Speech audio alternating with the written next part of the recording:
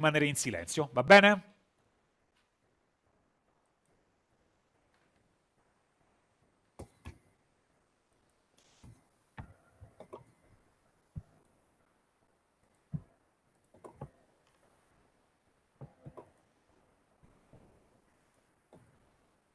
I don't know why.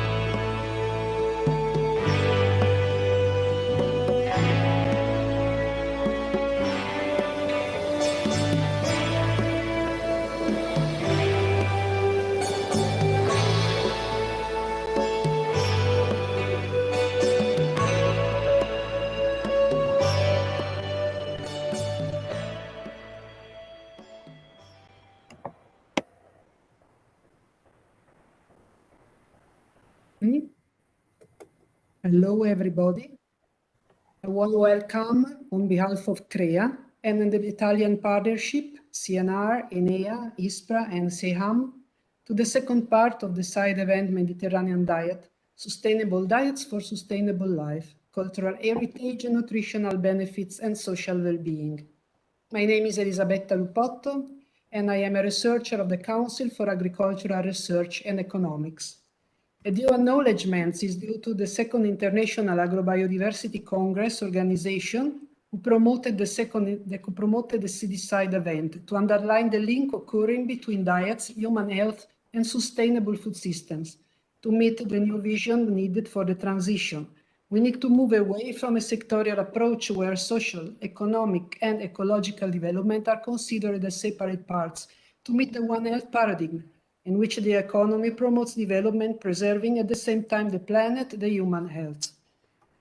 The Mediterranean diet model represents a healthy, prudent dietary pattern associated with a better health status due to its protective effect. The benefits produced on humans by healthy diets also highlight the importance of the agricultural food systems characterized by high presence of agrobiodiversity and valorization of local production, with respect of land use, cultivation practices, and traditions. For all the above reasons, it's due during this Second International Agrobiodiversity Congress to dedicate a special event to the Mediterranean diet that includes an incredible diverse universal capital in terms of food, traditions, and cultural heritage.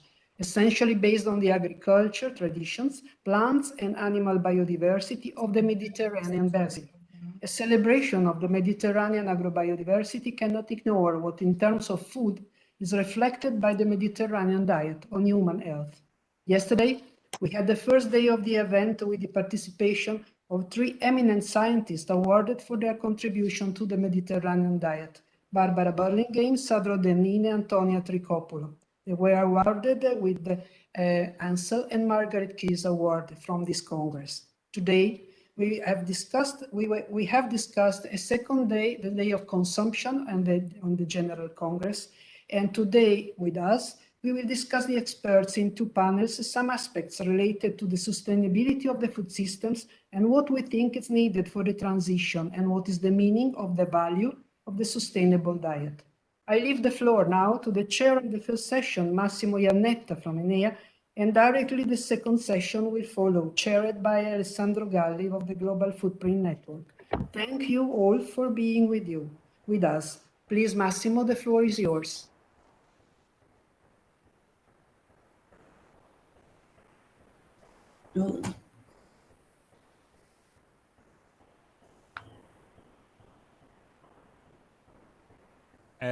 Dottor Iannetta dovrebbe attivare l'audio.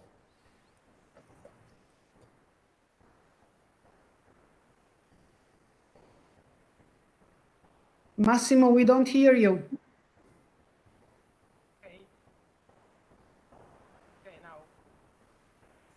Dovrebbe alzare un pochino il volume del microfono perché purtroppo si sente bassissimo.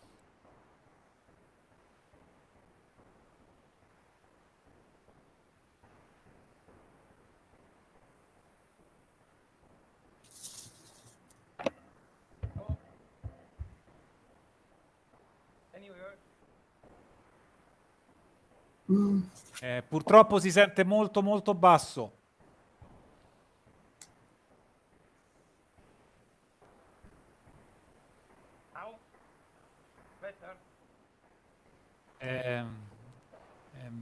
It's very low, unfortunately.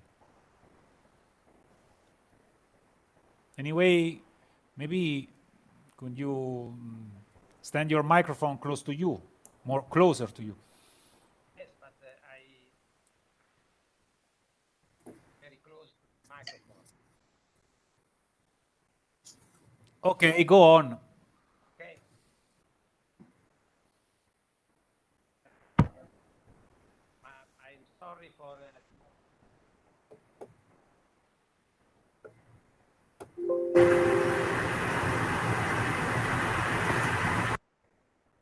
And so my name is Massimo Iannetta, and I am head of Air Division Biotechnology and great pleasure to first session agrobiology.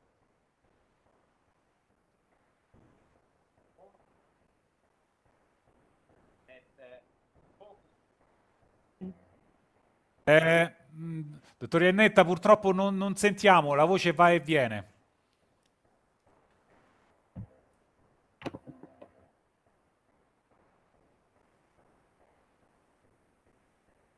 Massimo, non hai delle cuffie, degli auricolari? Perché veramente è impossibile.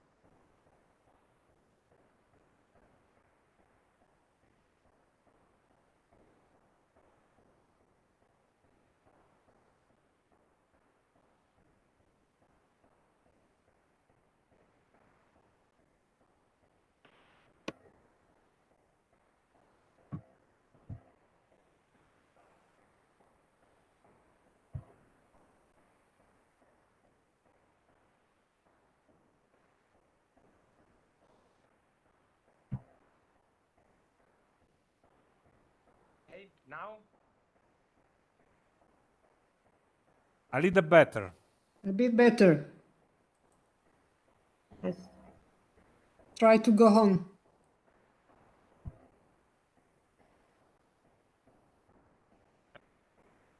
I just to spend some words to say that session focused on the role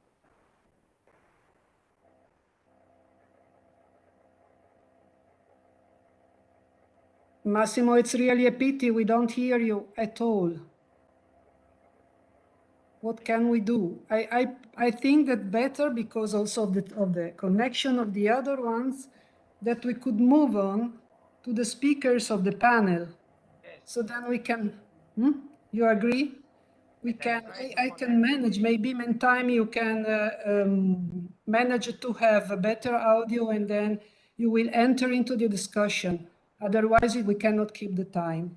So it's a real pleasure for me, unexpected pleasure, but just helping to introduce you to the panel of today that we will discuss, and we will discuss about this session 1, agrobiodiversity and food systems. Today, in the plenary session, in the day consumption, these have been discussed a lot.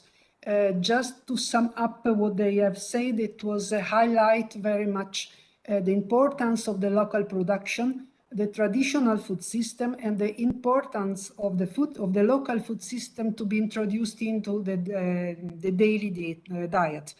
It is important in very many regions of the world, the safeguard of the local production, in order to assure a sort of food security with the typical food of the tradition.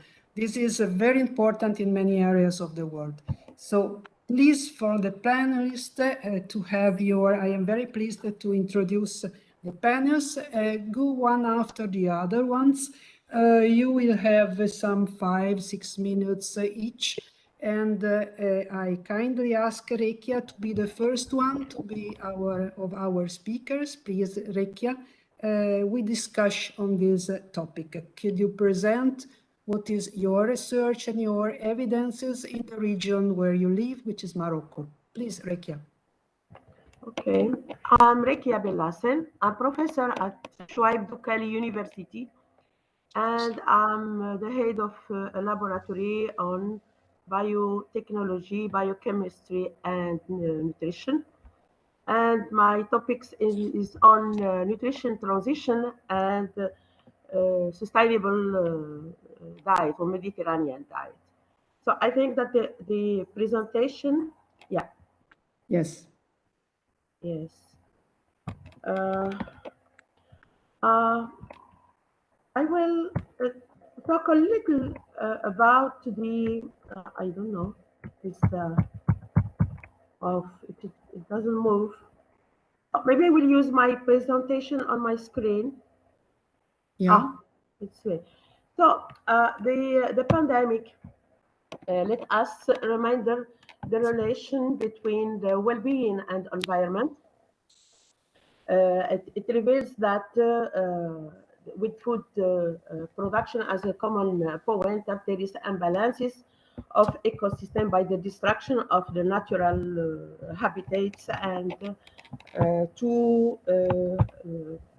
plant other crops, and to also attain the abundance of food.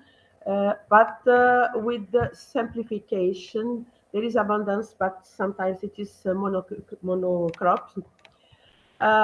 With the problem on health, and also unhealthy diet increased in this pandemic. It increased mortality in people infected with the virus, compared to those who have a healthy diet. The next one, please. Don't know what happened. It reveals also with the problem resulting from this pandemic, the economic problem, that the food system are vulnerable, from the producers to consumers. As today there is 38 food security in 38 million of people is at risk, and insecurity and hunger is high. It was there before the pandemic, but with the pandemic it is aggravated. there are more, the number increased. There are 46 more insecure people in Africa, in Asia, 57, in the Latin America and the Caribbean, 14 million of insecure people. The percentage of the prevalence of undernourishment increased when we compare the before and the after or during the pandemic. It passed from 8.4 to 9.9%. And the people with the cardiovascular disease and the problem related to obesity or the pandemic affected more people with this problem than the people without, which is a symptom of unhealthy diet or diet not nutritious with insufficient content in micronutrients and vitamins. The next one.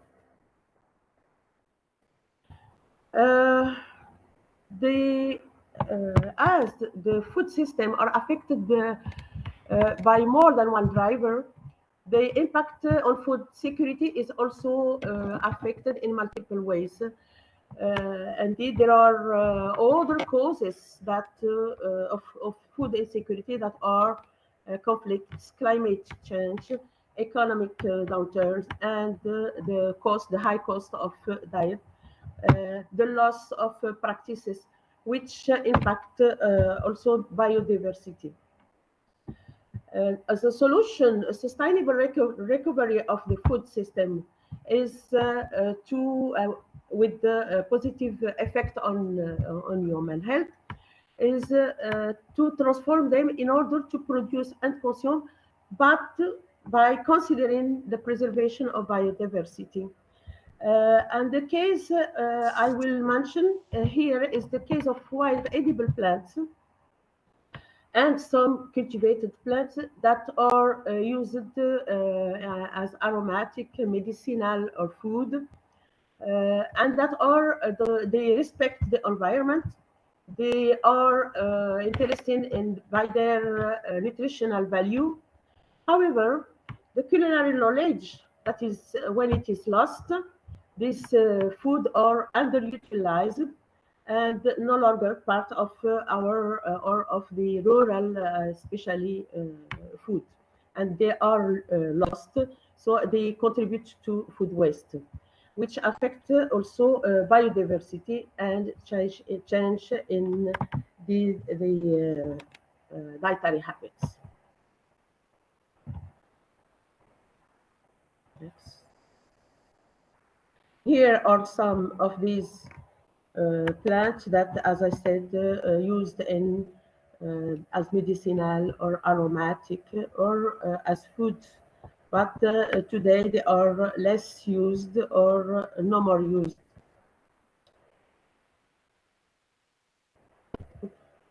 Next one. Okay. Yeah. Here are some parts that are used in our dishes before, but they are considered as waste today. There are some leaves or skin of some vegetables. The last one. Next. Yes. So the role of women to save the culinary practices or heritage could contribute to the protection of this plant and protection of food resources and biodiversity.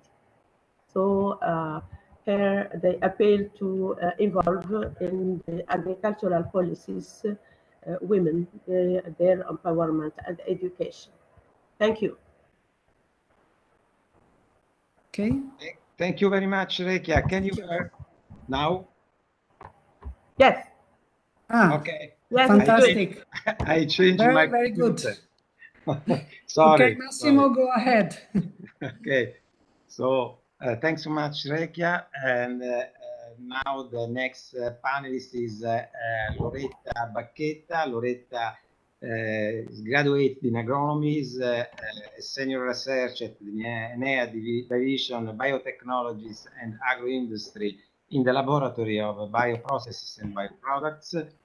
Her area of expertise is on characterization and the uses of crop genetic resources.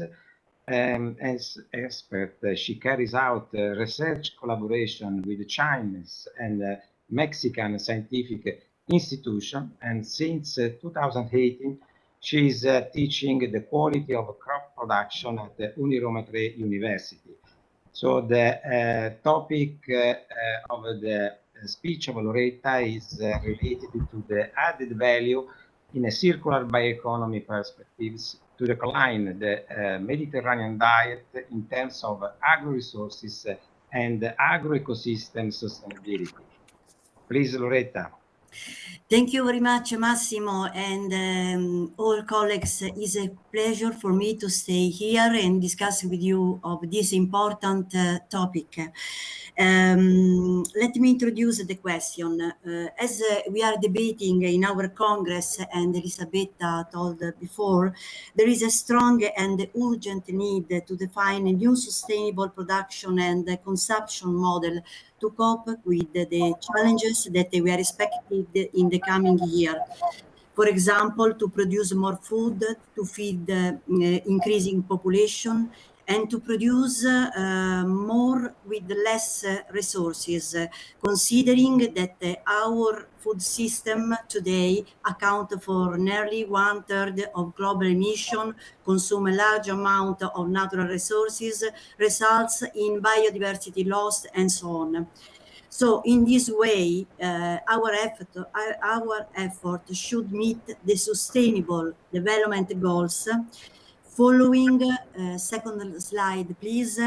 In Europe, the indication of the new recent Green Deal, in particular farm to farmer strategy, with, as you know, boasts a significant reduction of pesticide with an increase of organic agriculture within 2030. In March 2020, to reinforce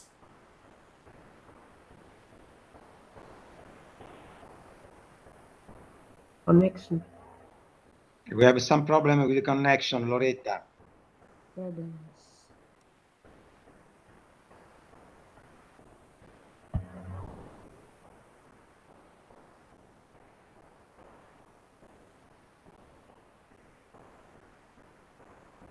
Ah.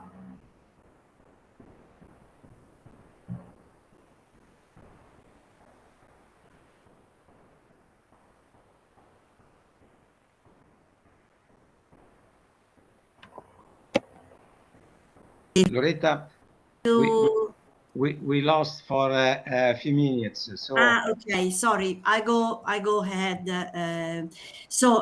In 2020, we have the circular economy new plan, and the EEA report on the circular economy and bioeconomy show that the two policy agenda have a similar objective, including food waste, biomass, and bio-based product, and that they would benefit from stronger links and collaboration throughout the value chain. In this framework, the difficult situation we are living, the pandemic situation, promoted a broader reflection on how we are each other strongly correlated and how our health is closely connected to the health of animals, microorganisms, shared environment. In few words, one health principle, the global health.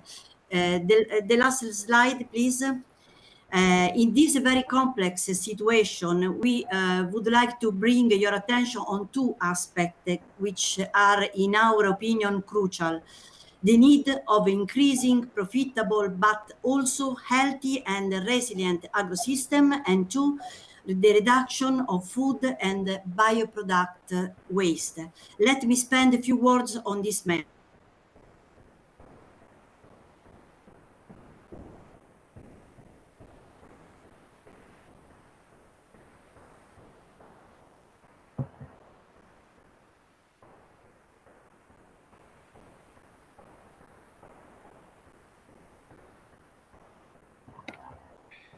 We lost Loretta again.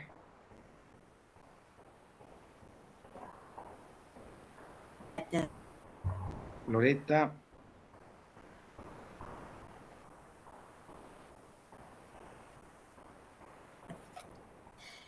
George Perkins Marsh, politician and American ambassador, lived more than 150 years ago, who underlined the unbreakable link between economic development and the limited resources available. In his book, Man and the Nature, he showed how ancient Mediterranean civilization collapsed through environmental degradation. So we have other example. However, this dream remain open. So we would like, we need just to think that the term ecology and the term economy as a common idiomatic root. Both indicate the study and the management of the oikos, and oikos means casa. Thus, among our efforts, we need to overcome the prejudice. Nature-based solutions are a brake on economic development. On the other hand, the food waste becomes essential. In Europe, about 90 million tons of food are wasted every year. Enea coordinated the Italia Circular Economy and the Stakeholder Platform, a place for exchanging views on different national initiatives which represent the Italian model in Europe. In the report recently delivered, the state of art of the agri-food system and possible best practices to be applied at different levels, individual, family, industry. So, considering the two issues, circular economy and bioeconomy can offer a different vision and new opportunity. Just to think the concept that crop became multi-crop, multi-purpose crop. So with different opportunity, and in this view, the transition toward more sustainable food production faces the capability on farm to innovate and utilize bioproduct and bio-based resources. So I would like to show you just two examples. Please, the last slide, cactus spear. 1 minute, Loretta, please. Allora, cactus spear is one of the main interesting example. Italy is the larger producer of this crop, and however, annual pruning.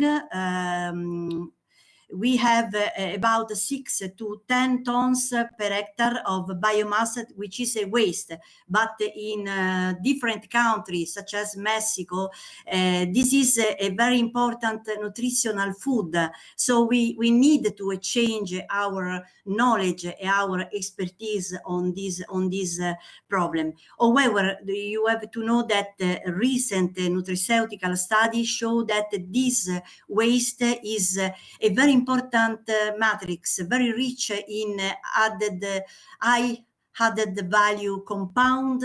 And just to make an example to you, if the selling of the fruit alone make an income of around 8,000–10,000 euro per hectare, if you sell the cladles now, you can receive an additional income of about 5–60,000 euro per hectare. Okay, last slide. Just to show you that this crop also provide a lot of ecosystem service, and it is very important, and not only the cladles, but also the different part of the plant can provide bioproducts and that we can exploit. Go on, and the last example is on the coffee value chain. Just to say you that obviously we have a lot of bioproduct, very interesting, that we are studying in our lab. But I choose this case study. Please, the last slide. This case study because I think that there is another very important aspect, the role of women in the role of women that can play in the transition, the real transition towards a sustainable model. You know, there is more than one evidence that both men and women, when we are together in the decision process of the farm, more open mind, more solution can be applied. And you know, agri-biodiversity is not only what we grow, what we cultivate, but also is what we eat. And for this reason, women can bring biodiversity in the diet with a lot of benefits for the individual, family, and the collectivity. Thank you very much. Thanks a lot, Loretta. In particular for this final, for the conclusion that I agree completely. So the next speaker is Marco Candela. Marco is here with us. Is Associate Professor of Chemistry and Biotechnology of Fermentation at the Bologna University. He leads the Microbiome Science and Biotechnology Unit with research activities focused on the study of microbiomes biodiversity and their interaction with the host and the environment.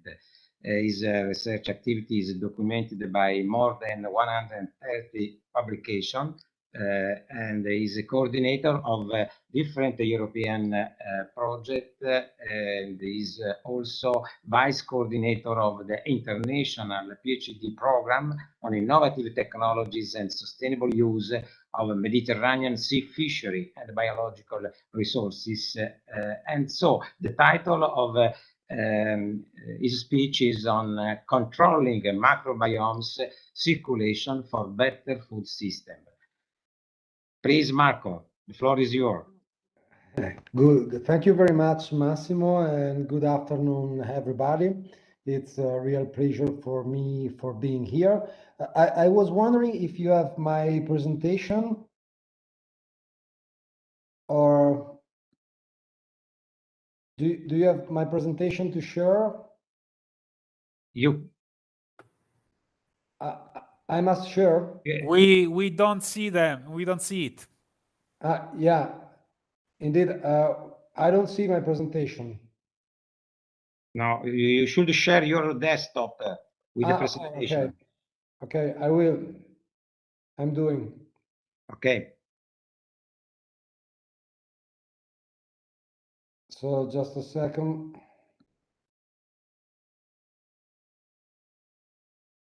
Do you see now? Yes, please. Okay. So I'm going to talk about the Circle project. That is the project is an European project I coordinate, and the title is Controlling Microbiome Circulation for a Better Food Systems. And essentially, Marco, can you put on full screen, please? Sure. Okay. Essentially, this project targets the microbiomes. Microbiomes are microbial ecosystems that populate any ecosystem in the planet, from soil to water to air, and also every animal and plant. And this ecosystem provide a very important ecological service that represent a kind of life support system for the whole planet. The idea is to take from this for providing some possible solution for increasing the sustainability, the quality, and the safety and the productivity of European food system with different application, from poultry and swine food system to agro-food systems. So as what I was telling, the idea starts from the concept of learning from nature. So we are aware of the microbiome importance as a provider of a vast range of probiotic functionalities that can be translated and exported in food system for providing the performance of the food system by itself.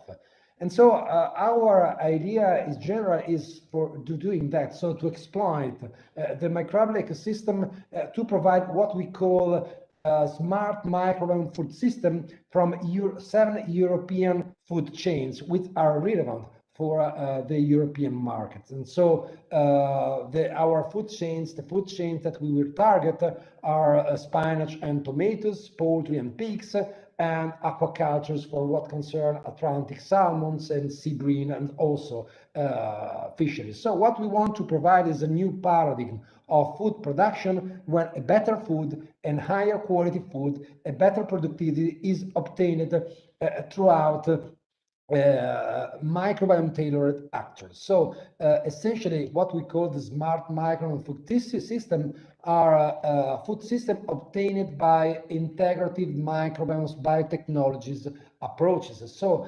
the smart microbiome food system are defined as a food system where the microbiomes of all the actors involved in food production, so from soils to water to feed to animal to plant, and also for the food transformation, but also including waste treatment for their valorization. So microbial ecosystem in all these actors are optimized for their performance, for providing functionality that will provide as an endpoint a better productivity, quality, safety, and sustainability. So how we will do that? By microbiome biotechnology application. Essentially, we will design some microbiome tailored action to modulate microbial ecosystem for improving their performance in terms of providing probiotic functionalities for obtaining our goal.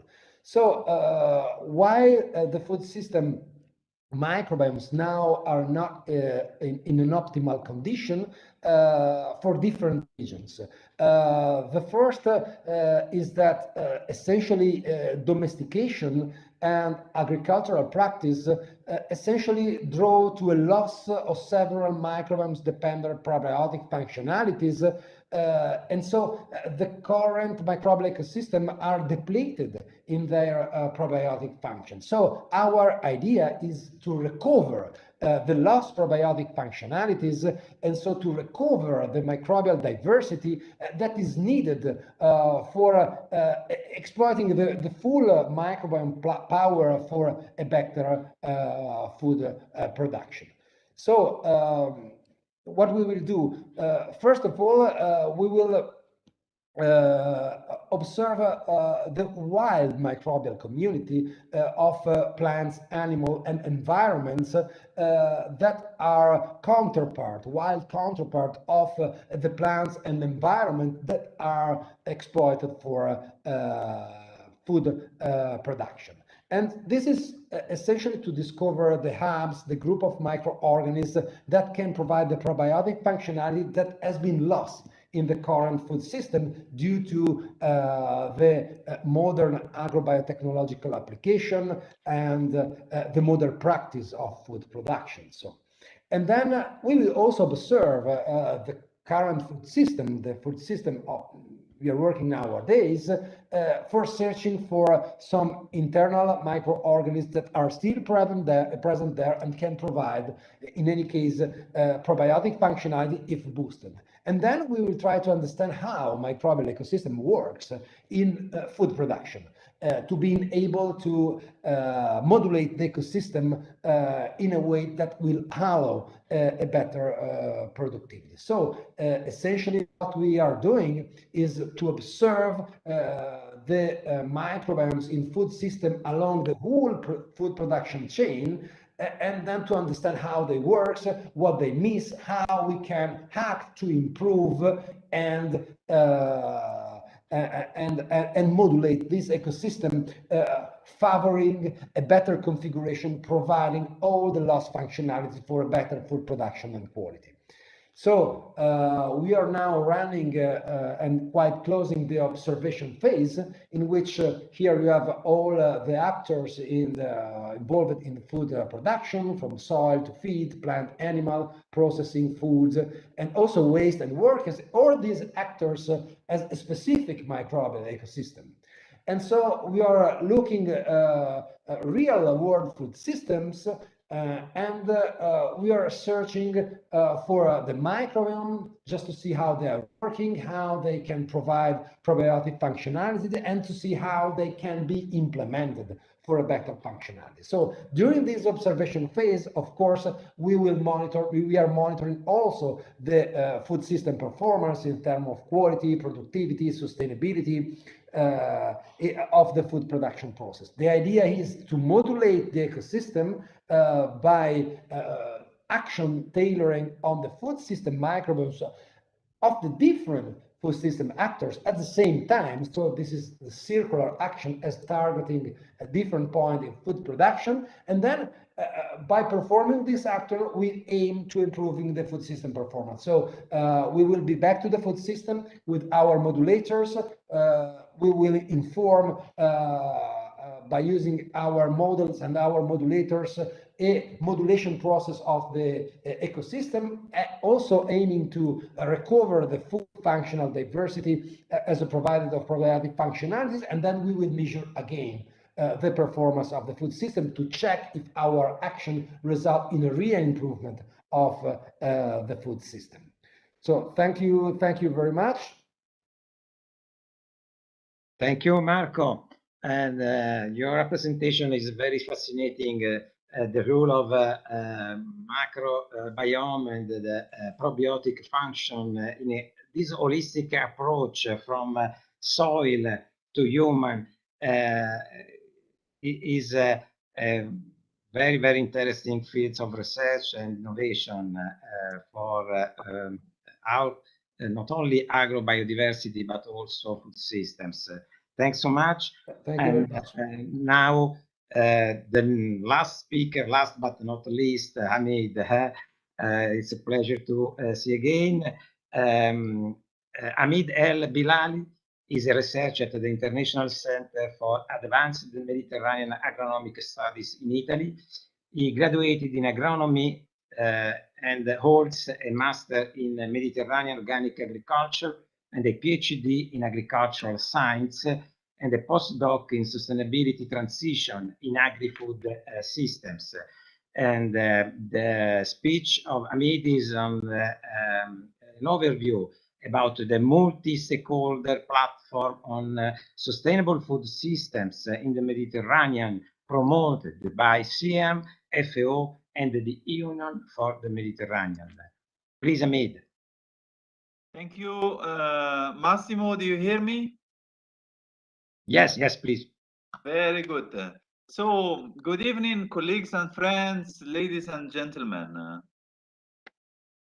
As you know, the sustainability of food system is strongly linked to most of the. I don't have a PowerPoint presentation, just to let you know. So, to most of the Sustainable Development Goal, as well as the thematic priorities of the SIAM 2025 agenda, protecting the planet, achieving food security, improving the nutrition and well-being of population, being aware of the importance of agriculture for the economic development of the poorest countries, managing the interaction with ecosystems and the use of natural resources. And all these are objectives and priorities which, especially in the Mediterranean, I would say, have as their common denominator the transition toward the sustainability of sustainable food systems.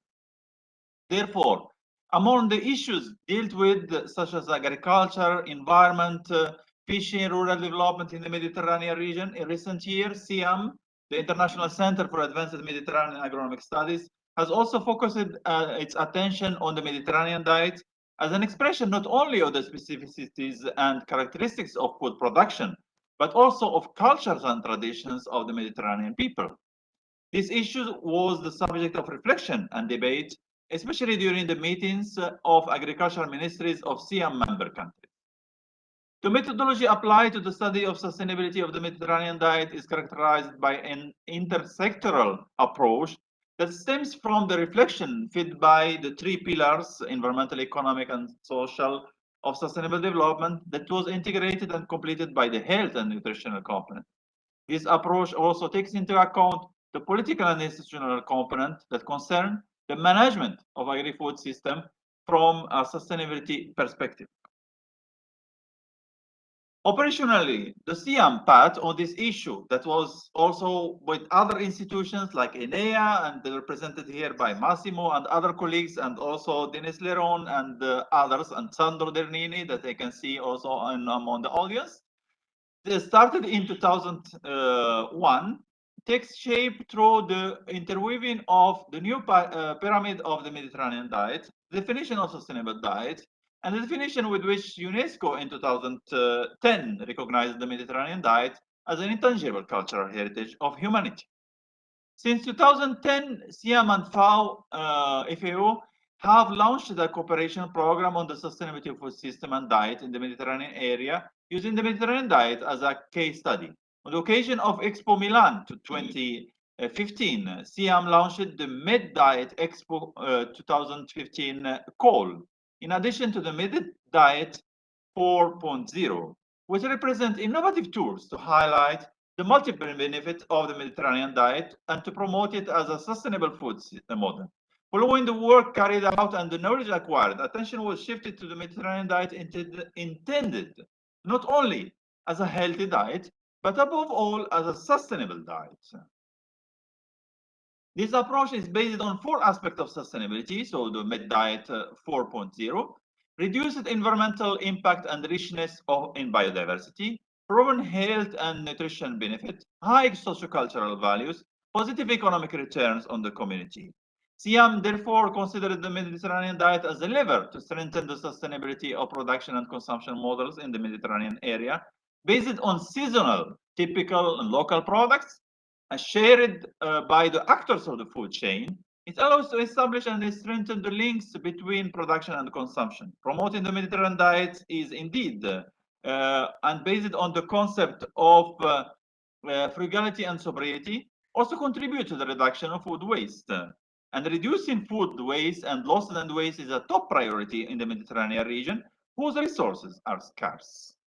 The importance of the Mediterranean diet is not represented only by the specificity of food and nutrient it contains, but above all by the social and cultural development processes, characteristics of the area, and philosophy of sustainability that constitutes its essence.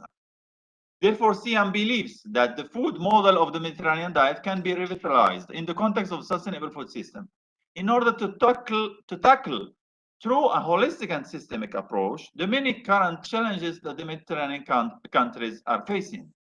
It is precisely to have a systemic and multi-actor approach in addressing the common challenges in the Mediterranean agri-food system that the SFS Med platform was launched. The multi-stakeholder initiative on sustainable food system of the SFS Med platform is jointly supported by CIAM, FAO, and the Union for the Mediterranean. In fact, FAO, CIAM, and Union for Mediterranean recognize that sustainable development in the region is possible only through inclusive, multi-stakeholder collaboration. The SFS Med platform is the outcome of a long-standing collaboration. For example, since 2011, FAO and CIAM have been working on the Mediterranean diet as a case study on the sustainability of food consumption patterns and diet in the Mediterranean region. In May 2019, as an outcome of the second World Conference on the Revitalization of the Mediterranean Diet, CIAM, FAO, and FAM and Union for the Mediterranean expressed their interest for the establishment of a multi-stakeholder sustainable food system platform in the Mediterranean. And in August 3rd, 2020, FAO, CIAM, and the Union for Mediterranean signed a letter of intent that was followed in January 2021 by a memorandum of understanding. The platform also arises from the awareness that the collaboration effort is needed to accelerate transformation of food system in the Mediterranean region in the context of COVID-19. Indeed, the dysfunction deriving from the COVID-19 crisis have highlighted the fragility of contemporary food system and also the importance to adopt an integrated approach specific to the context of the Mediterranean region, exploiting the Mediterranean diet for sustainable food consumption and production, while addressing, of course, the intertwined environmental, economic, sociocultural, educational, and nutritional challenges in the region. In this context, yeah, 1 minute, please. 1 minute. Yes, Please. sir. Yes, thanks.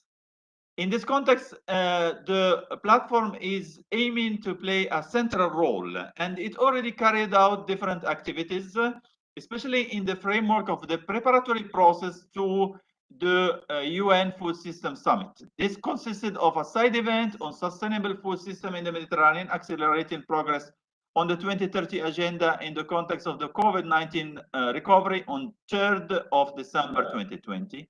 A preparatory web dialogue on the 25th of March 2021, and 2 independent food system dialogue on pathways for the future of sustainable food system in the Mediterranean that were held on the 27th of April and the 2nd of June 2021.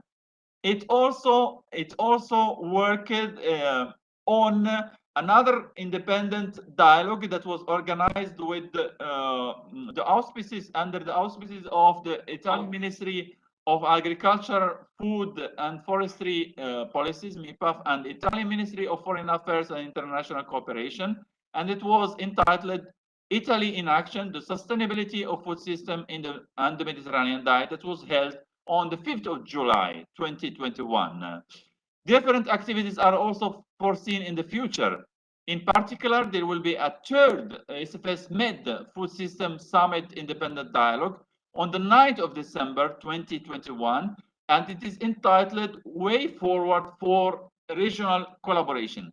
Last but not least, discussion is underway for the organization of the 3rd World Conference on the revitalization of the Mediterranean diet, entitled A Change of Route Toward More Sustainable and Resilient Food System in the Mediterranean Countries, the Mediterranean Diet as a Sustainable Development Strategic Resource, that will be organized on the 28th, from the 28th to the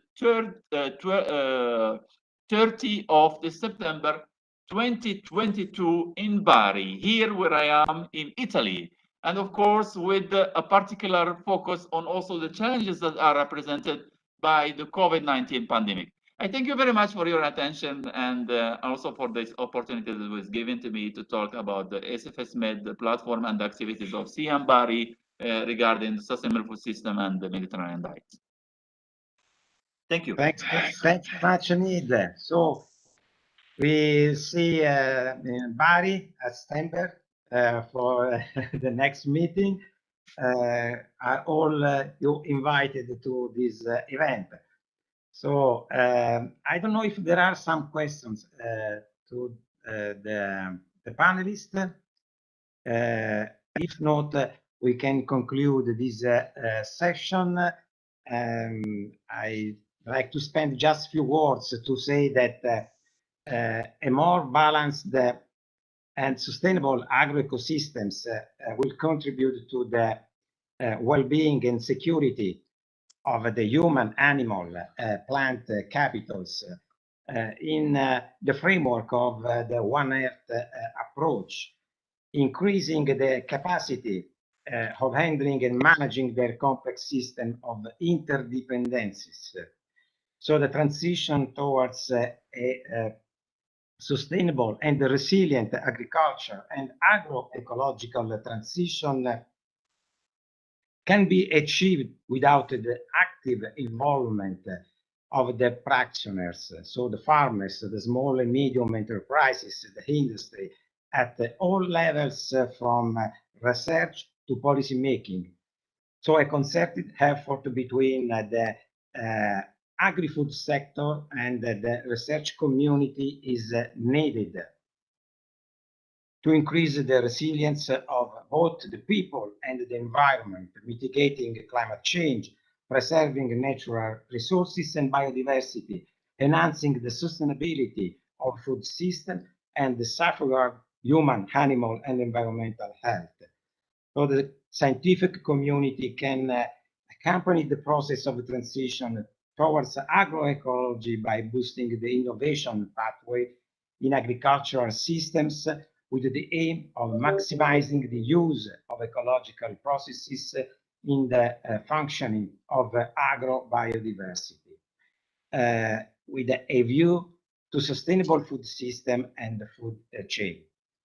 So I'd like to thank all the speakers, the organizer of this side event, and I leave the floor to Alessandro Galli for the next session. Thank you.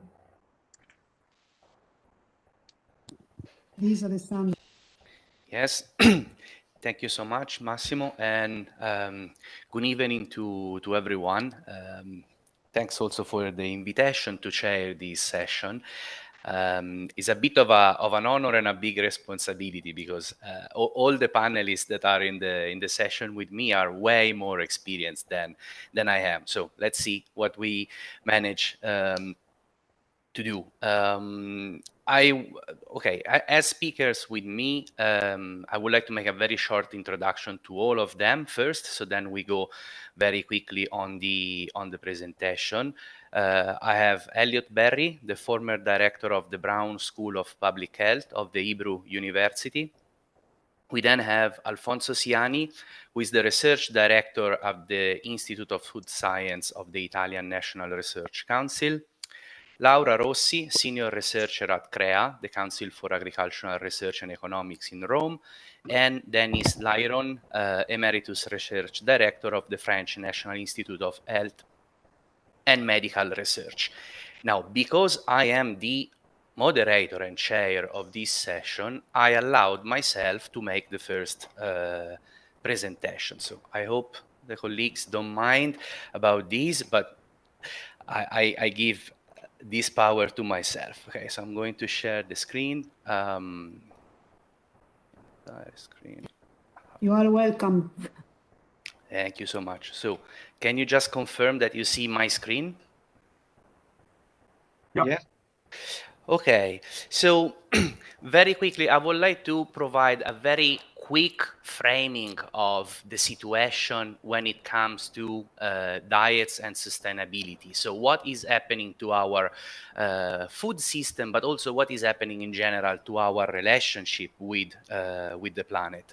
So we know, and 2020, let's say, have made it very clear that humans highly depend on the ecosystems. And in the way we used to, we like to do it at Global Footprint Network, we can say that our relationship with the planet has incredibly changed. Back 50 years ago, we were using about half or 70% of the resources coming from the planet. Nowadays, we use almost 2 planets worth of resources and services. And these extra pressure that we are putting, that we are placing on the planet is actually, let's say, a burden on our own health and future well-being. Within this overarching picture, we now know that our diet, which I would like to frame as the synthesis of the way in which we produce, distribute, and consume food, is responsible for a big share of the main environmental problems that we see today. It causes 37% of the emissions of greenhouse gases, but it also causes about 70% of the freshwater withdrawals. Again, put in the context of our one planet approach at Global Footprint Network, we can quantify that about half of the resources of the planet, half of the biocapacity of the planet is needed in order to feed us. So again, to support the way we produce, distribute, and consume food. Why this is the case? Well, there are many aspects. On the production side, our production practices have become more intensive, more mechanized, relying on fertilizer, pesticides, and so on. So this is one aspect that has been also touched on the previous session.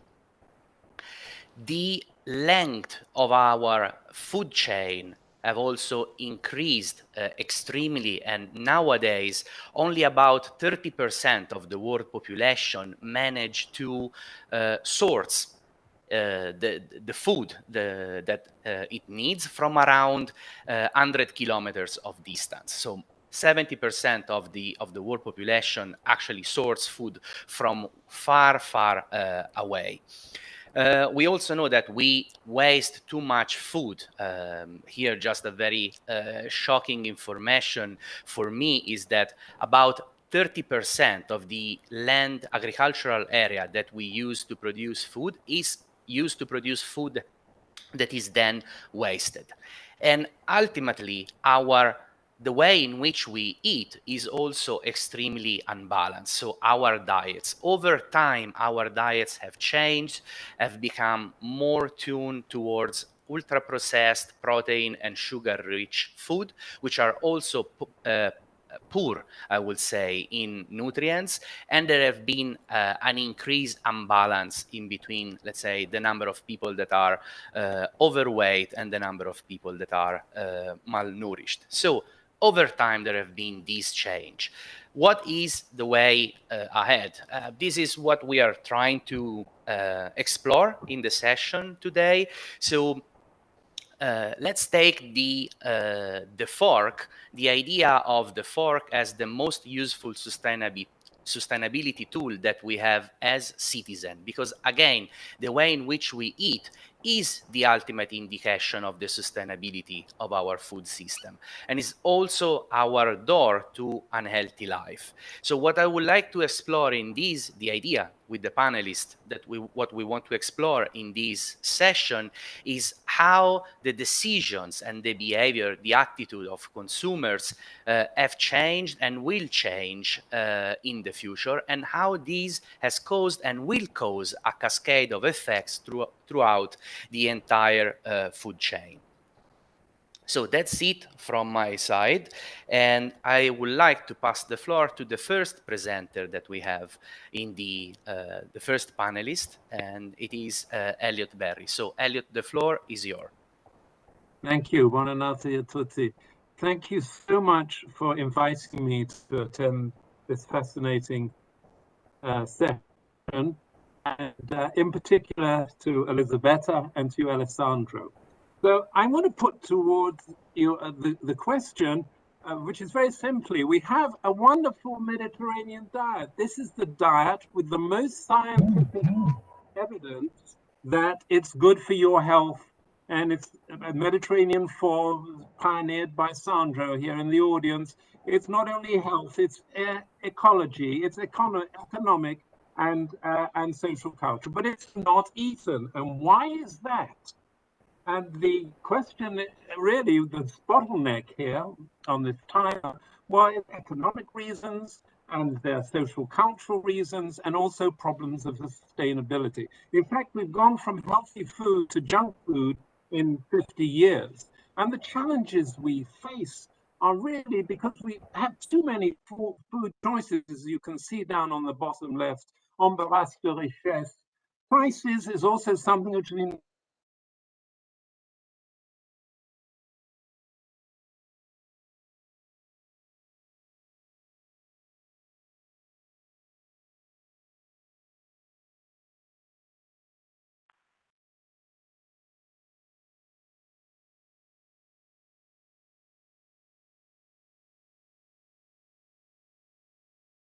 I don't know if it's me, but I don't hear Elliot anymore. No. In the world, we know that people were food secure, and we know between 15 and 20% in OECD countries, people were food insecure. Before COVID, it's got worse. And because of the shutdown, some people have been eating more snacks and sweets, and so the papers coming out, an increase in obesity. And on the other hand, people who have been food insecure have been eating less. And I should add, the situation is going to get worse because the prices, and recent data from the World Bank in October, that the food prices of grains have gone up by 25%. And although we've all been dealing with the health consequences, and we're probably over it, or we're over the fourth wave here in Israel, we haven't taken into account the economic fallout, which I think is going to be worse. The people who have been unemployed, the people in the service industries, tourism, hotels, and in the performing arts have lost their jobs. So the ramifications and the ripples from COVID are going to go on. But I just want to show that there are trade-offs for every solution, and we've heard a lot from the previous speakers. I just want to say that are trade-offs. For instance, we've now got a malaria vaccine, which is fantastic. I worked on malaria in the Gambia in 1970, and only now we've got the vaccine. It's about 40% effective, but it will save the lives of a lot of children. The next question is, will there be enough food to feed the children? Number two trade-offs that come about is that the public health versus sustainability. According to public health recommendations, people should eat 2 portions of fresh fish or sea fish a week. There isn't enough fish to go around for the world. So what are we going to do? We're going to farm the fish. Are we going to use algae? We've got to think of that. The third one is the problem of land use versus fossil fuels. Now, we've heard in Glasgow in COP26 that it's the demise of coal. Coal won't be in. But if you use wind farms and you use water desalination, you're going to be taking up land from natural habitat. So we can perhaps use the natural habitat. As in Italy, in the vineyards, they bring the sheep that don't disturb the grass, but there were the grapes, but will manage to keep the vineyards clean. You can see that near Alba. And here in the Middle East, we're using natural, instead of pesticides, use kestrels and owls to get rid of pests. So you've got to always see the balance. So in fact, what should we do? So I've shown you, we have a problem. The Mediterranean diet is there. People don't eat it. We've had an additional problem on that, which we've yet to come over, is COVID. But in the ideal situation and in the future, helped by all the people here and in their research, I want to put forward 4 points for improving the sustainable food systems. Now, first of all, there has to be more. We know there are a lot of actors involved between nutritionists and the environmentalists to improve, to do the best sustainable agricultural practices which are good for the ecosystem. We have to focus, like we have to focus for vaccines now for Africa. It's all very well the Western world and the high-income countries. What's going to happen to Africa? We have to help hotspot areas and the vulnerable populations that are in every country and all over the world, so that no one is left behind. We've got to adopt sustainable diets. Number 2, how do we do that? Well, we need public and school education, and with the help of civil society. Civil society is terribly important, also to counter the anti-vaxxers, but also to help put sustainable food systems on the political agenda.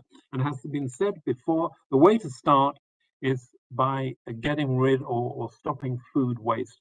That statistic that the food waste could feed all the people undernourished is really quite horrific, and every politician should take note of it. I'm sorry in COP26 there wasn't also a connection with food security. It should have been emphasized more.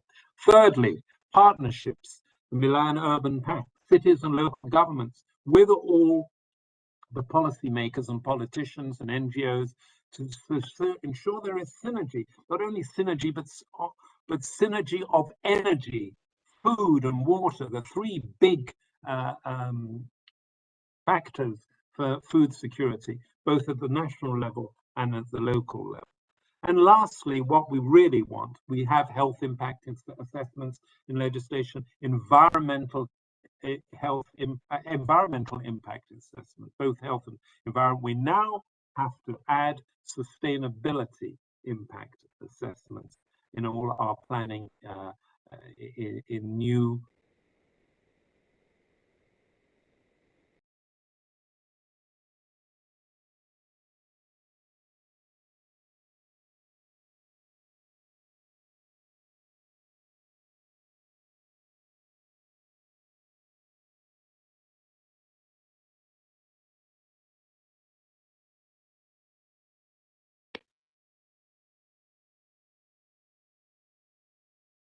Okay,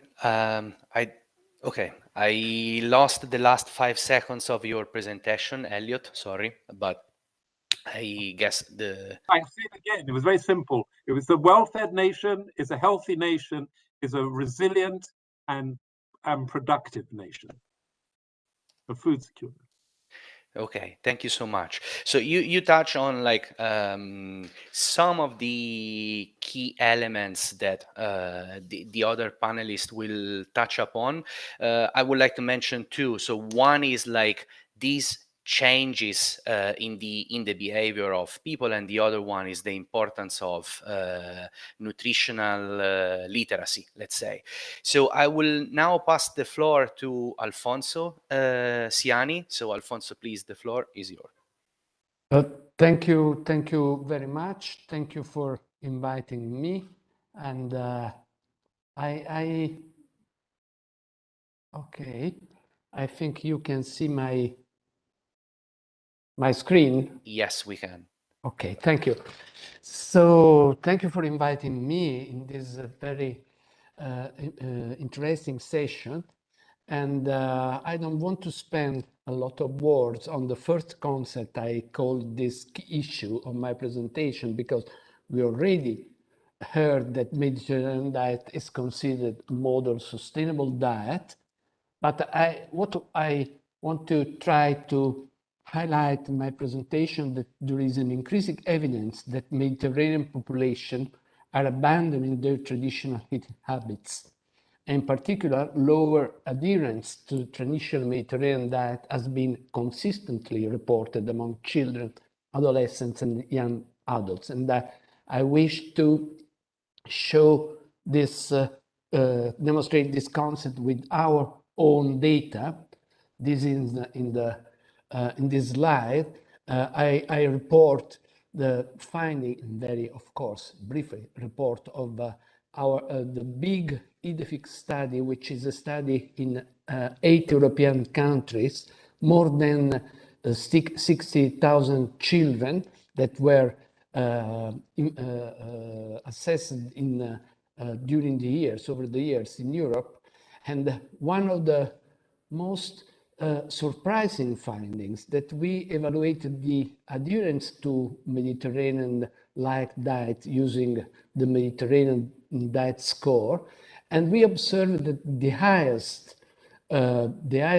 levels of adherence were observed in Sweden, the lowest in Cyprus. I think this is quite a surprising finding.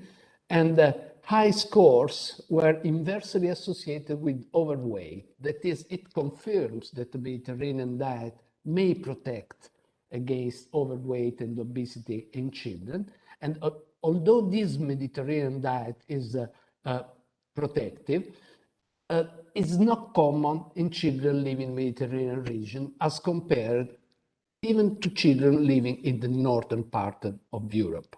These data were confirmed in a meta-analysis from our colleagues in Naples, Federico II University, that evaluated in a systematic review the adherence to the Mediterranean diet in children and adolescents. They assessed 51 studies, and they suggest that the adherence to the Mediterranean diet is relatively low, even in the Mediterranean countries, with large heterogeneity in its association with anthropometric parameters and lifestyle.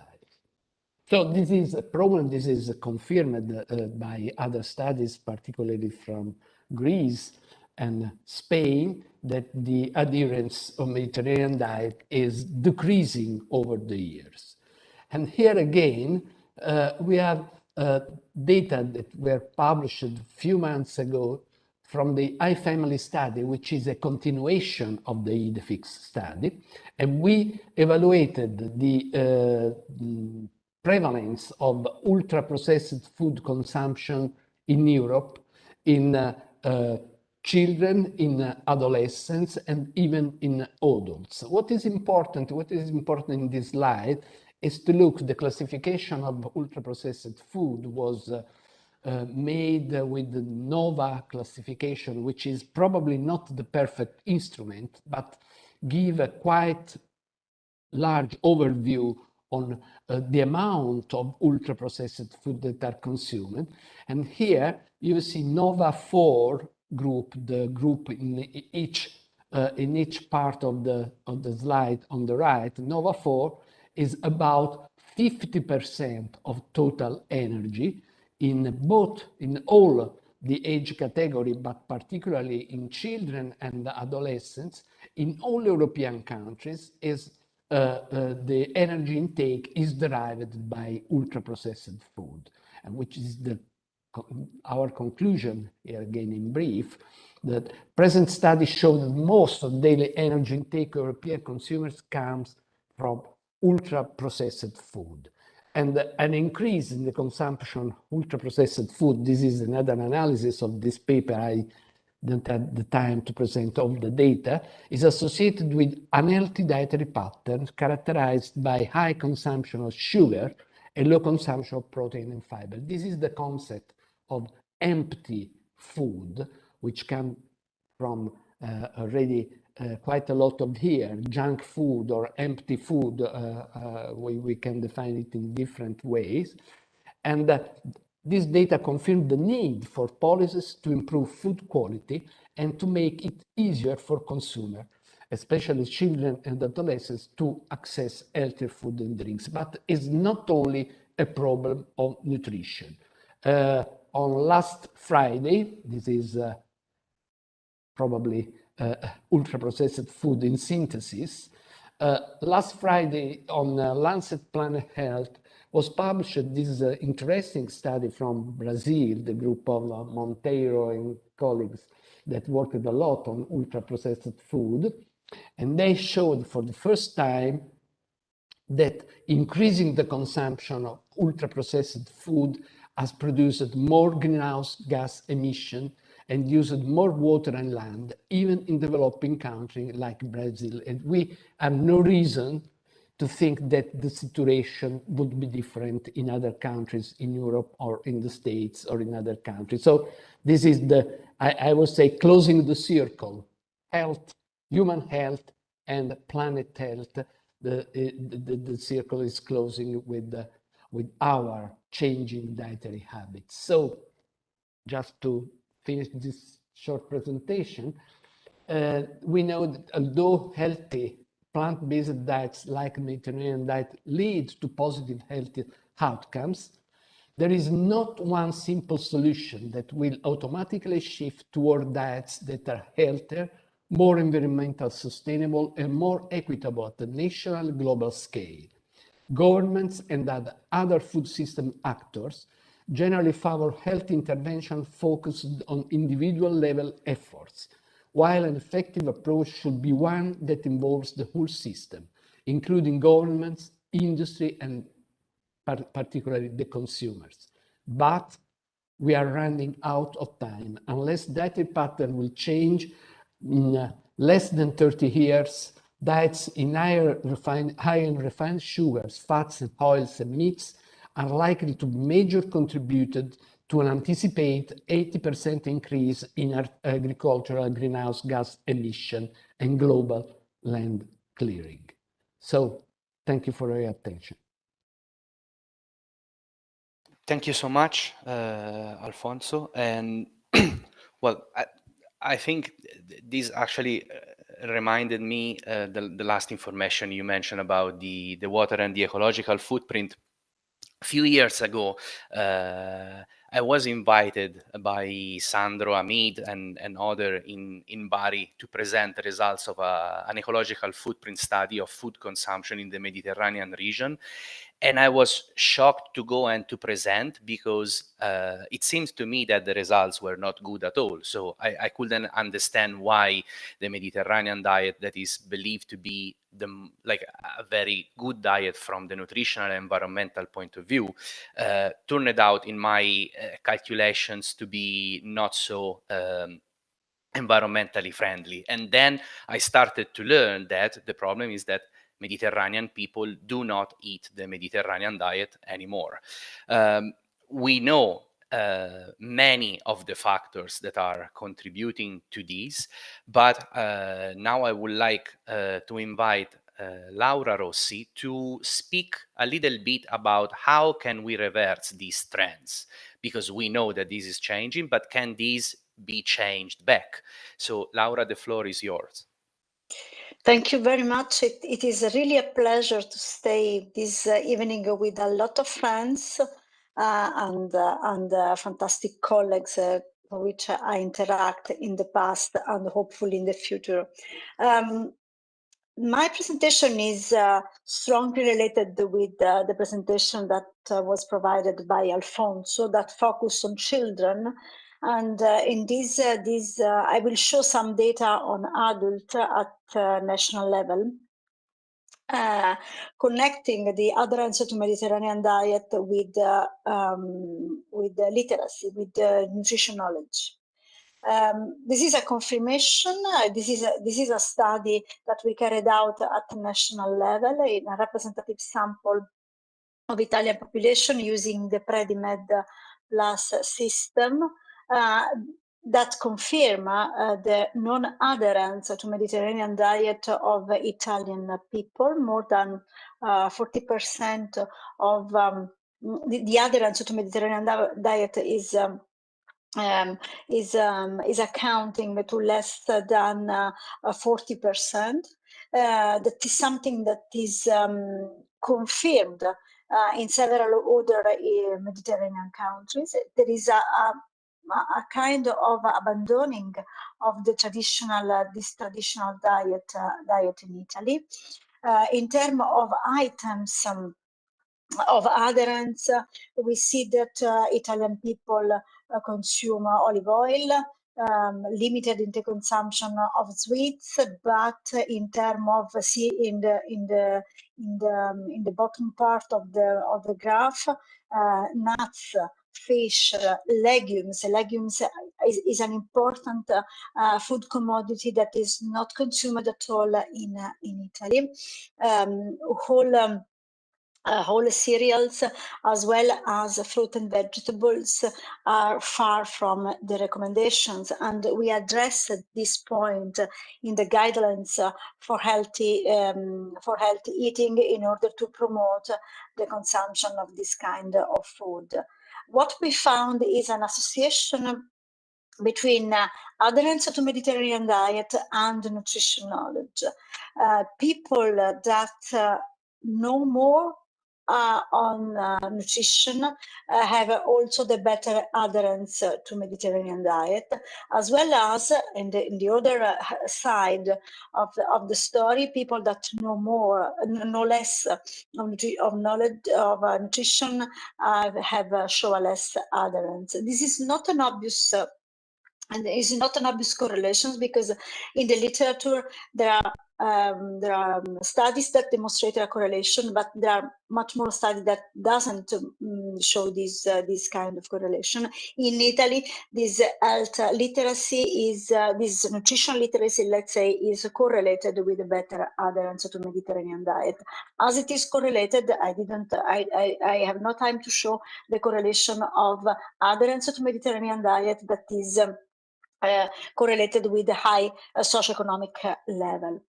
I'm very proud of this study that we recently published, in which we use the recipes that are normally used in the school canteens.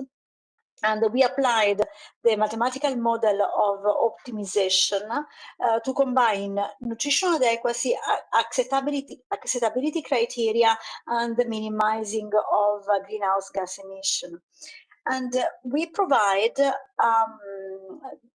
some menu on the basis of the menu that already provided in the school setting that were modelized in order to reduce greenhouse gas emission. The resulting menu was a menu with a large vegetable component, with legumes used as a complement of recipes and as a food.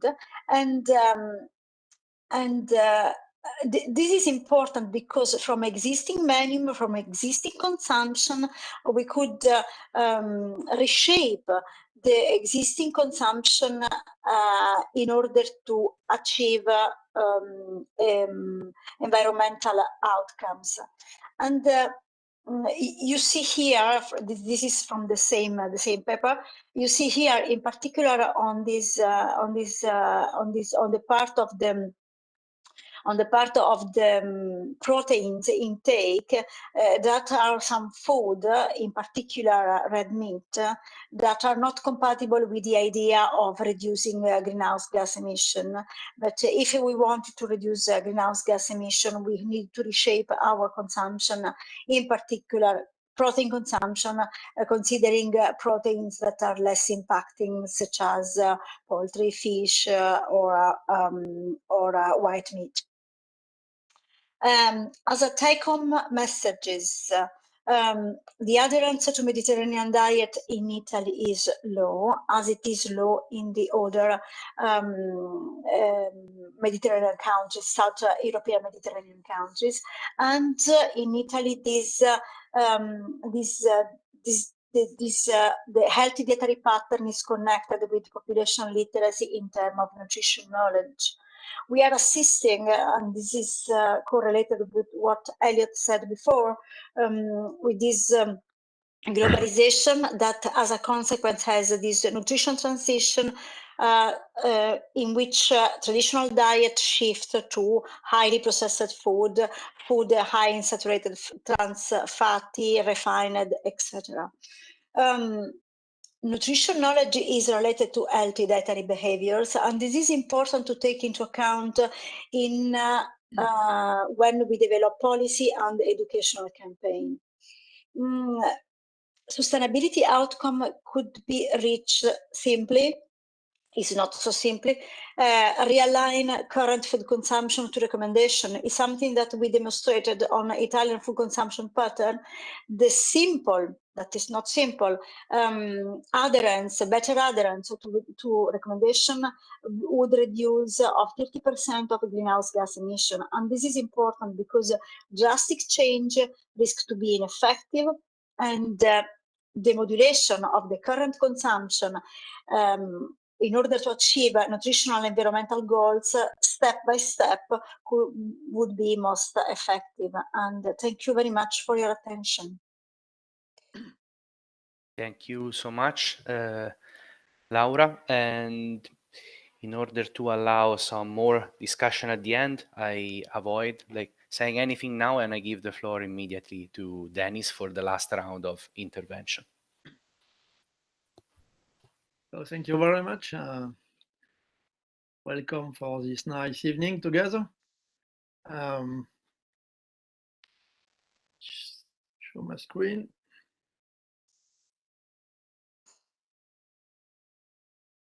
It's okay for you? Do you hear me? Yes, yes. Yes, we hear you, but there is a little bit of delay, so I don't know if the presentation is up or not. I don't know if Francesco can tell us. Yeah, I don't know what happened. No, it may be up. It's just that I don't see it yet myself. There are some problem in the sharing. How can I say? No, but I just click on the box and so. No, let's try to share your presentation with the PowerPoint application. When you push on the presentation button, you have several options that you can choose. Yeah, choose the PowerPoint, the application, the PowerPoint application. For I don't know, because I have not the general screen. Just the picture of people. Yeah, you know, if you don't mind, Dennis, I can share the presentation for you. Okay, you stop sharing your screen, I share. You just tell me next when you want to move slide. Yeah, okay. Okay, great. Yeah. Okay. I'm sorry, I don't understand, huh? Yeah, you need to stop first because it doesn't let me share, I think.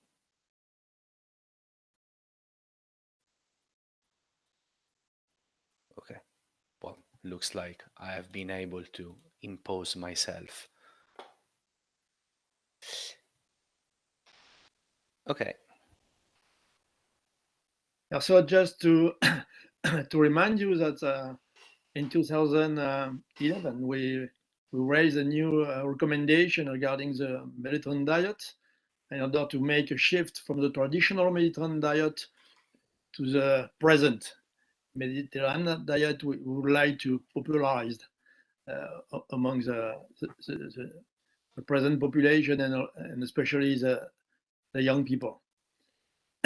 In this revision of the Mediterranean diet pyramid, we put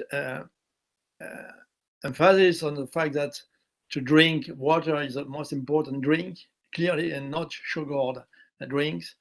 That in every meal we need to have a mix of cereals, of fruits and vegetables and olive oil. That we need to have, of course, nuts, a lot of variety in terms of plant food rich in antioxidants. A low amount of cheese and dairies every day, but not every meal, and less frequently in terms of 1 or 2 portions during the week: fish, legumes, meat, pastries, and processed meats, potatoes. Next, please. So we stress the importance of to have biodiversity in the diet, seasonal product, local product, and traditional product, culinary activities, and also to select eco-friendly product. I will come back to that. So if based on, no, sorry, could you, yeah, thanks. Based on the composition of the pyramid, and it is clear that if you calculate the ecological footprint in terms of land use, but also in terms of water use, and also in terms of greenhouse gas emission, you have a very marked gradient from the top, from the base of the pyramid with a very low impact up to the top of the pyramid with a much more important impact. Next one. So from this new pyramid, we put emphasis at this time on eco-friendly foods, and I will focus my presentation on that now. Maybe it will provide some positive input regarding consumers. So indeed, in France, we have a very big cohort of adults called Nutrinet Santé cohort. This cohort started in 2009. It is coordinated by my colleagues, epidemiologists of nutrition in Paris, Serge Herberg and Emmanuel Caisse-Guillot. Since 2009, we collected data regarding the food consumption and a lot of aspects of daily life, of lifestyle, of health and behaviors. In general, we publish papers based on about 30 to 70,000 adults. We have published 14 publications since 2009. We'll just show you the summary of the data we got on organic food consumers. One of our aim was to evaluate for the first time in a large cohort of adults what is the consumption of organic product and what are the impacts in terms of a lot of items. So what we found first in repeated articles is that organic food consumer at present in France show specific socio-demographic characteristics, especially a higher education level, but not a marked difference in terms of income, and they are also more physically active and less smokers. So they have clearly a healthier lifestyle. In addition, when looking at the food consumption pattern, we clearly identify that when the organic food consumption increases, there is a clear increase in the consumption of plant foods and a reduction and a marked reduction in the consumption of dairies and meat and processed meat.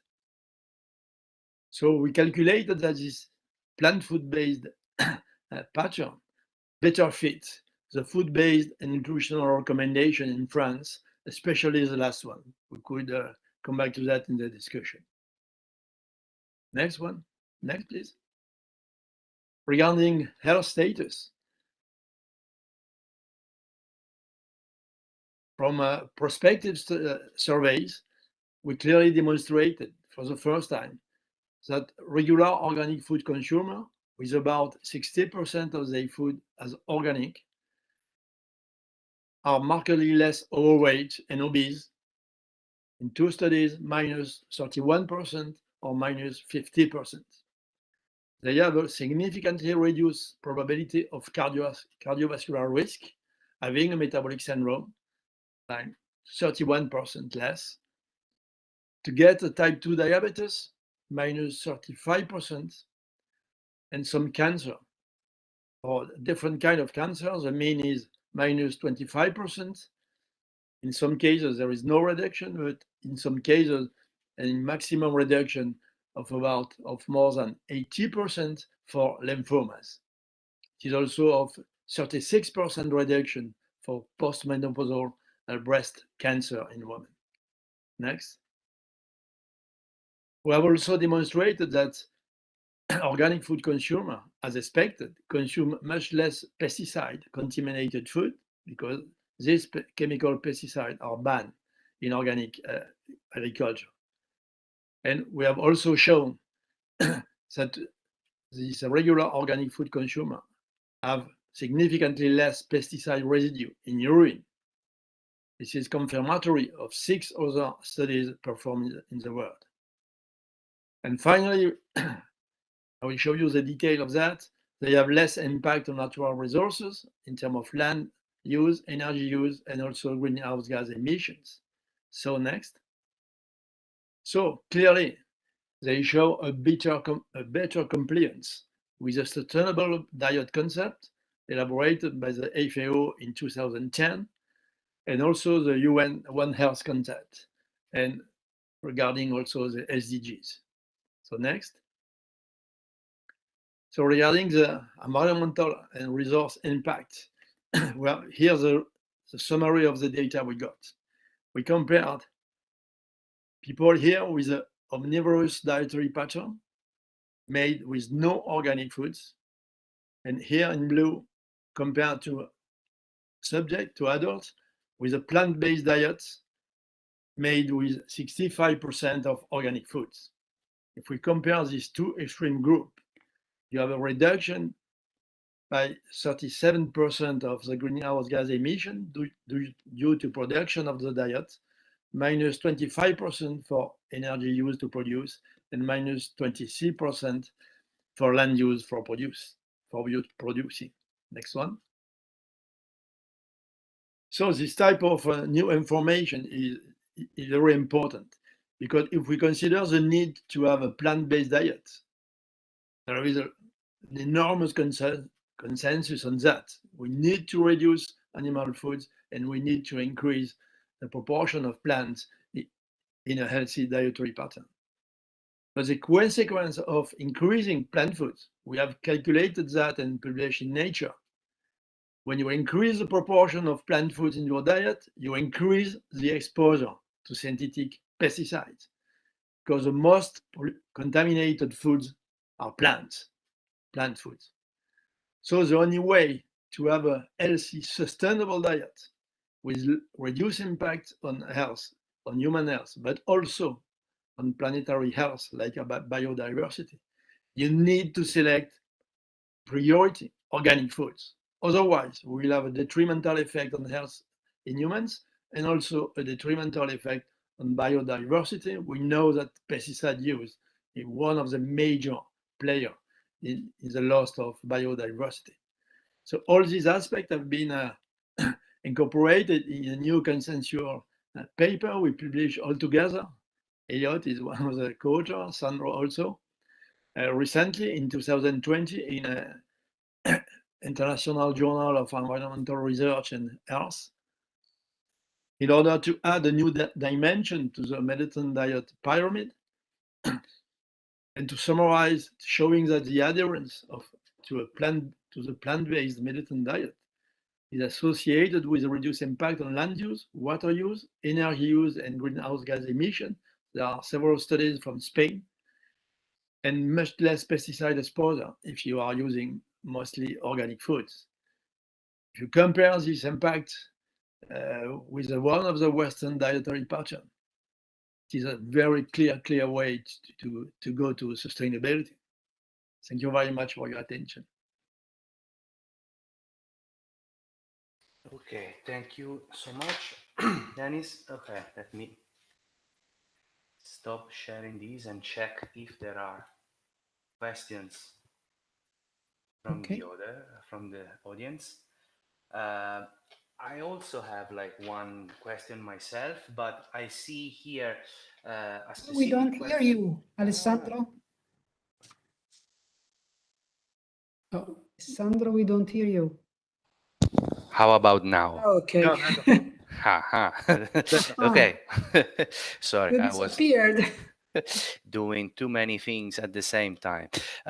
So there is one question specifically placed in the chat, which is there any correlation with adherence with the Mediterranean diet and COVID mortality in the Italian population, especially in person adhering or not to the Mediterranean diet? So I don't know if Alfonso, yeah, I see you're raising the hands. Yes, there are no paper specifically correlating adherence to Mediterranean diet to COVID mortality or complication in Italy.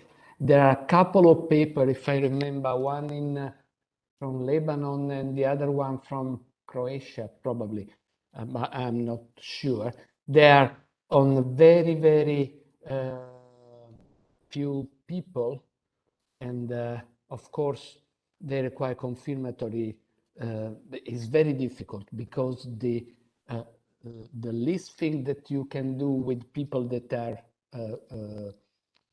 affected by COVID is to ask information on diet. So it's very unrealistic to ask information on diet of people that are hospitalized with COVID. So I think that for the moment, probably in the future, there will be the possibility to run this kind of studies. At the moment, only anecdotal information.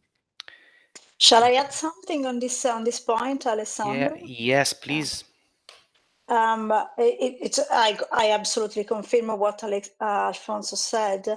What we found in our research that we carried out directly together with other people either in Italy and in other European countries, South European countries, that for effect of lockdown, we assisted to a general improving of the quality of the diet with an increasing of the adherence to Mediterranean diet related to the lockdown and the fact that the confinement. But this increasing of the quality of the diet does not correspond to an increase of the nutritional status, because people eat more and gain weight. That means the paradigm is not Mediterranean diet. Mediterranean diet is the best in terms of health outcome, but we need to keep under control the caloric intake and energetic intake of what we eat and compensate with physical activity. And this is very important to point out, especially in this kind of discussion. Yeah, and I'm sure people also had a lot of wine, because in my case, like my personal wine stock was over. But I want to add one piece of information on this as well.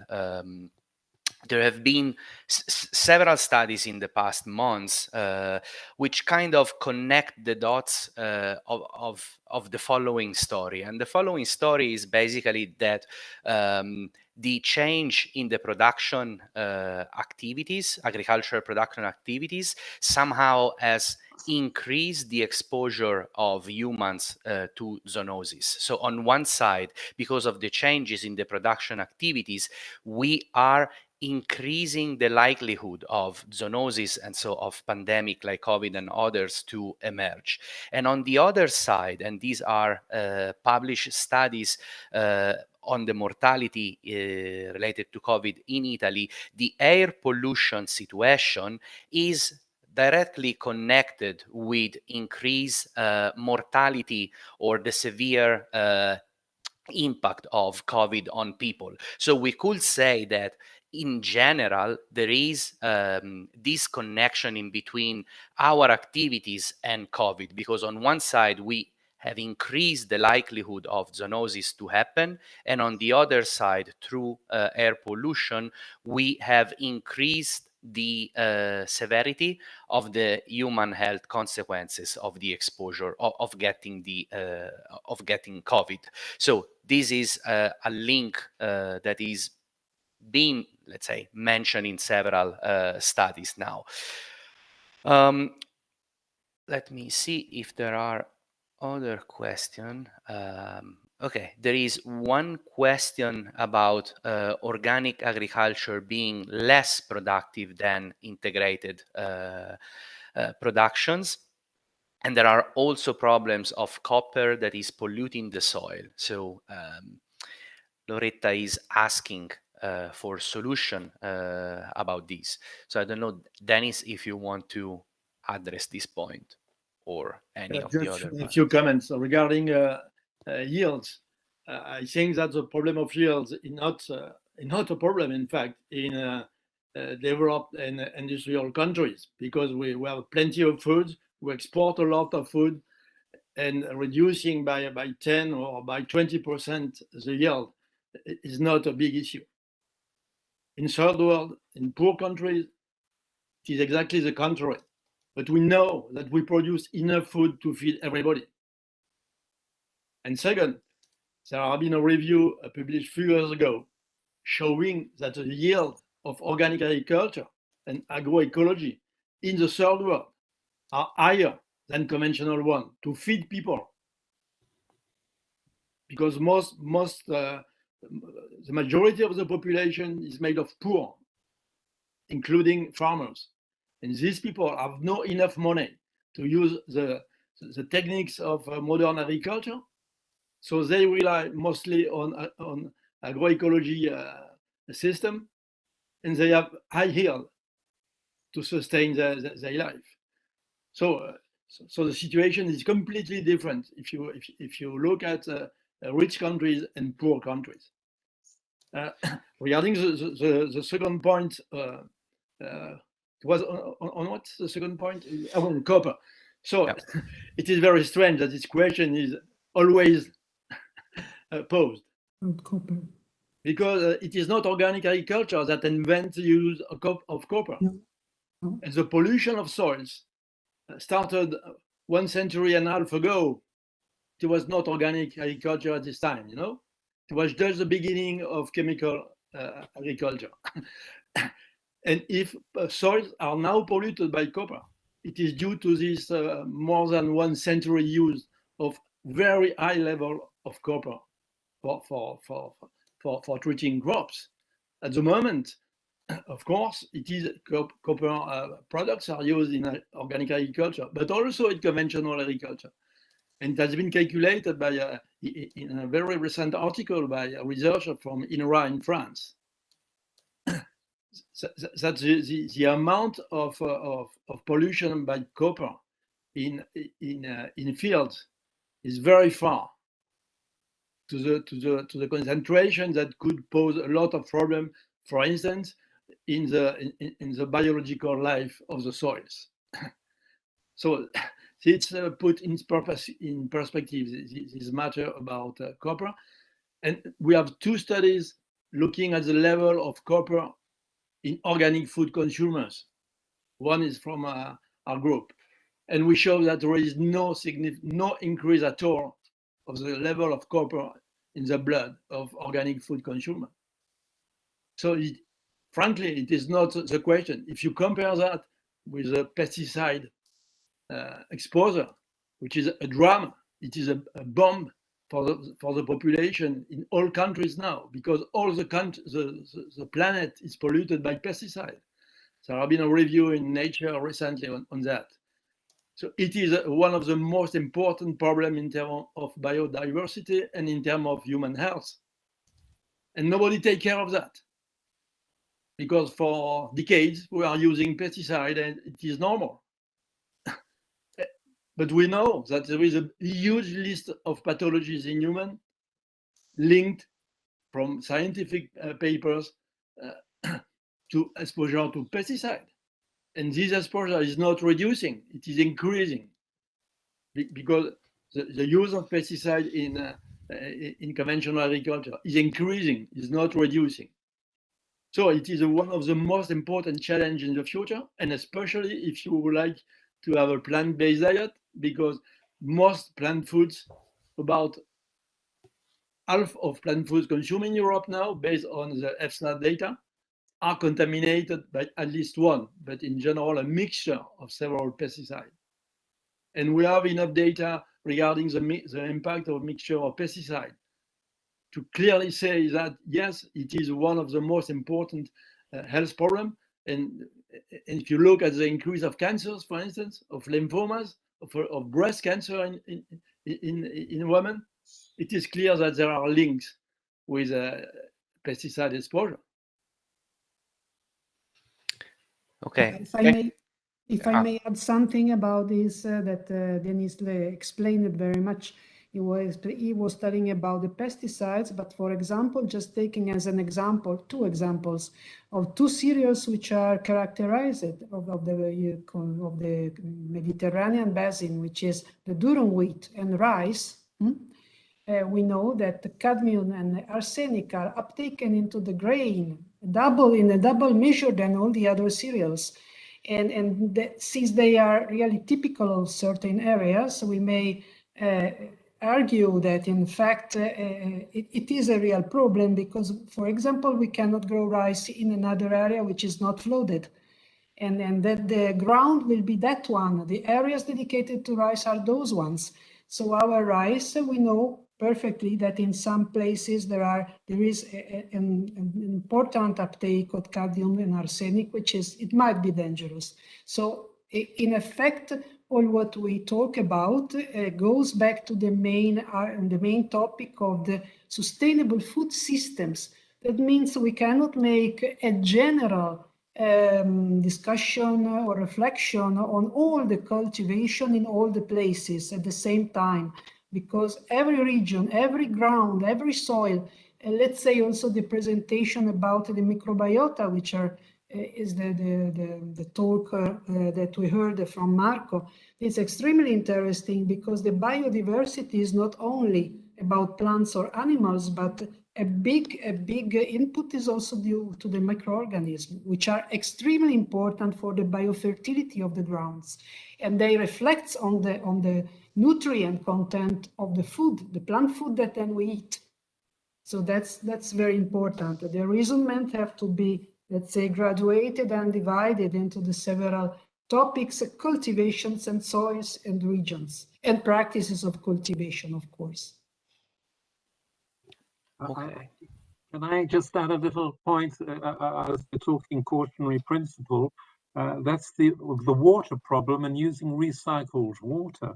We have found in a recent study in Israel that there is in the water pharmaceutical products, drugs like benzodiazepines and carbamazepines, anti-epileptic, and of course Valium, the anti-anxiety. We're finding that in the water getting into the plants as well. And so this is something that we have to be very careful of. And also if we do desalination, which is very important, we find that sometimes by reversed osmosis, we take too much out of the water, and valuable, whether it's calcium or other sort of trace elements that we need to be put back, because the water in some ways is so pure. There are two main points that we have touched during this evening discussion, and are the same points which have been underlined also in the consumption day today, which are focused on the measures that we have to make. I mean, I remind that the main European program, Food and Fruit and Vegetable Scheme, that means teaching kids from the primary school to change eating habits and move to improvement of their diets, their daily diet with the fruits and vegetables. and the national guidelines for correct the diets. And in all the roundtables of today, these two main points have been underlined. So the institutional actions that the government needs to do for teaching people, let's say teaching is not the right word, to raise awareness in people of what is nutritional knowledge. Laura underlined already also in her speech what is the point. We know that people are prone to eat, not to eat correct food. And there must be a big institutional effort to teach people how to eat correctly, because the eating habits have to change. The eating habits are the pillar on which then everything else will develop, will derive. If people look for junk food, then the market will give junk food. If people is aware that the good health derives from a correct diet, they will look for correct food, and that will be a direct consequence. Yes, I would like just to add that the price is very important, because I think that the access to the food, the healthy food, not always is possible for all people.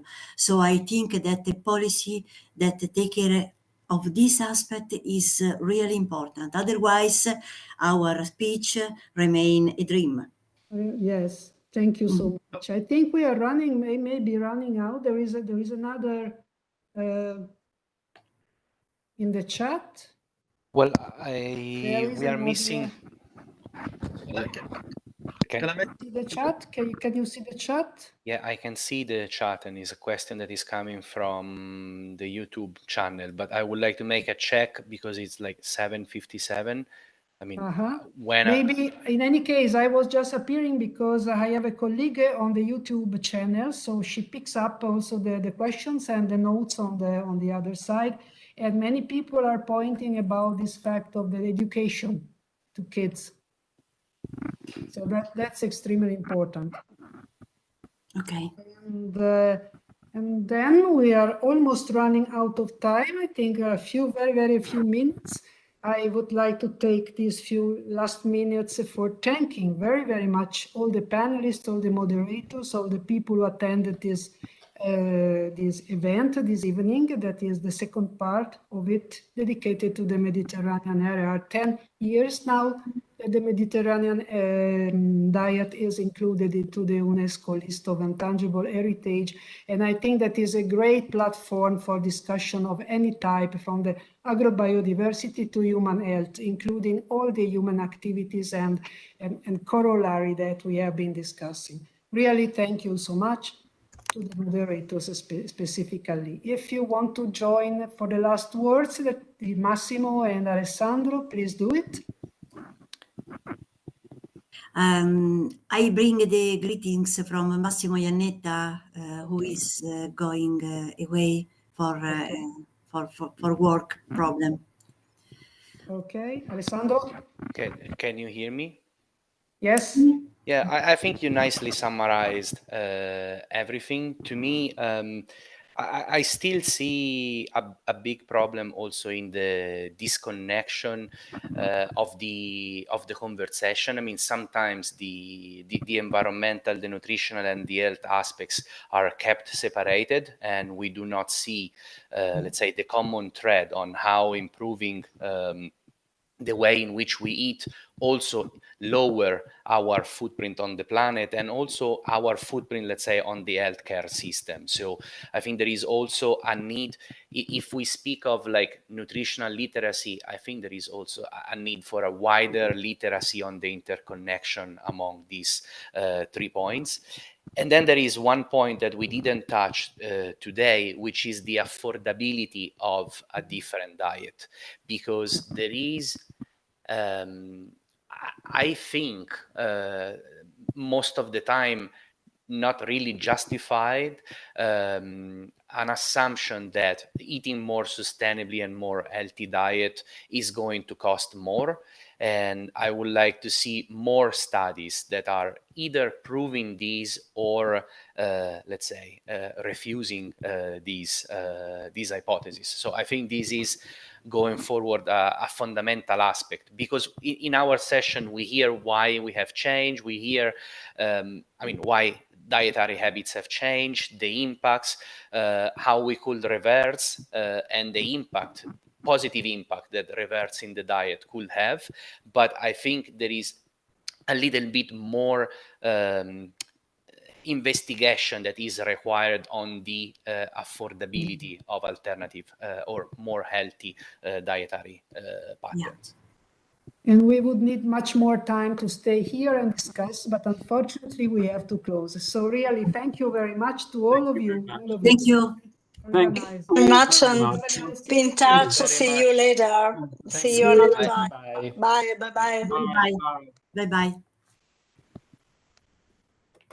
Thank you, Elisabetta. Sorry, yesterday I was not able to reach the meeting, but today I enjoyed very